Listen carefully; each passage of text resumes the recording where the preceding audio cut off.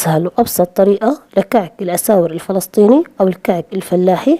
وإذا كنتوا لأول مرة بتشوفوا فيديوهاتي لايك وشير. تعال نحكي بسم الله ونبدأ.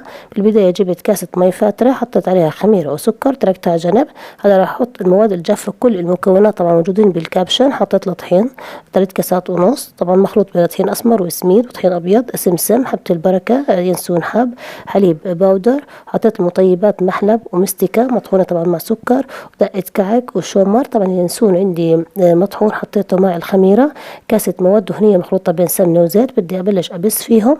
بعدين ضفت سكر باودر وحطيت المواد السائلة. هلا راح ألم العجينة لم، خليها ترتاح. بعدين راح أجهز التمر، طبعا جهزت حشوة التمر عليها كل المكونات الموجودين بالكابشن. هلا راح أبلش أمد بالعجينة وأكورها عشان أعملها على شكل أساور كعك فلسطيني. بتعملوها أنتم طبعا بالطريقة اللي بدكم إياها، بس كعك الأساور هاي الطريقة التقليدية له هيك. بعدين راح أخبزهم بالفرن على درجة حرارة 200 لحد ما يتحمروا. وهي النتيجة النهائية. يعطيكم